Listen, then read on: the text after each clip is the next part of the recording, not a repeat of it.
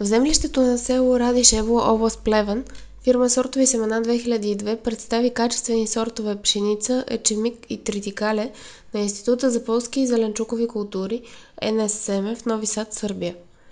Присъстващите на открития ден сами видяха качествата на сръбските сортове. Професор Денчич от Института в Нови Сад представи особеностите на сортовете в семепроизводствения посев на Сортови семена 2002. Фирмата ни е създадена 2000-та година. Рекултираме 14 000 декара земя, от които 50% са семепроизводство. Тази година пуснахме нова инсталация за почистване, която е вече, с която може да постигнем 99, почти 100% чистота на семената. Тази година съвместно с Пиргосагро и направихме селекция на Нови Сад, които всъщност представяме 9 техни утвърдени сортове пшеници. Пшениците на Нови Сад се представят различно. При нас сортовете Ренесанс и Звездана и тритикалето Одисей показват отлична приспособимост към почвите, докато някои други сортове, като NS40S и Панония, се представят по-добре на черноземите, на по-богатите почви, докато се оказва, че Ренесанс е изцяло за сиви горски почви и там, където на наши клиенти почвите са по-бедни, значи този сорт ще допринесе много добър добив за тях. Този открит ден ние искахме да покажем полетата не на лехички, не на опитни лехички, защото повечето от фермерите не искат лехички. Повечето от фермерите, които знаят какво искат да видят, казват: покажете ни производствени посеви. И затова ние в момента им показваме едни полета, полето, което е 1500 декара, разделено между тези 9 сорта и едно тритикале.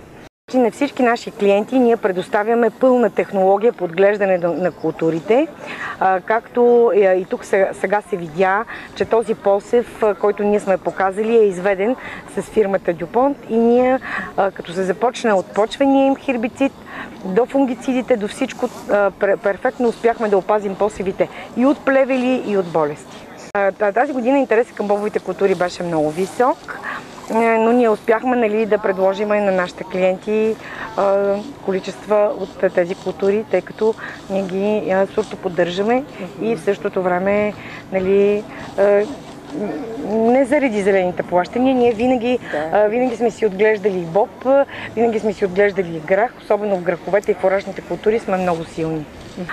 Културите, които предлагаме, са пшеница, ечемик, овес, фии, грах, бурчак, люцерна, лупина, боб, леща, нахут, звездан, еспарзета и вигна.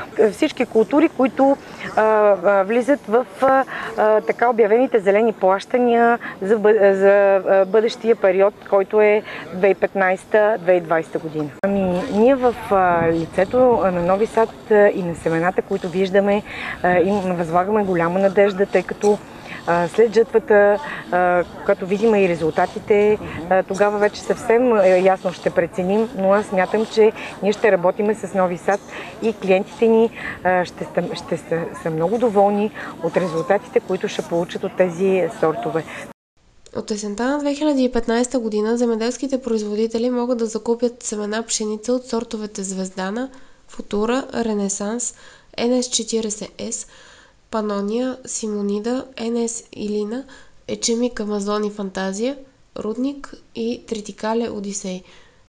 Освен семена от пшеница, ечемик, тритикале и овес, от Сортови семена 2002 предлагат на производителите от страната семена от култури, подходящи за така наречените зелени плащания.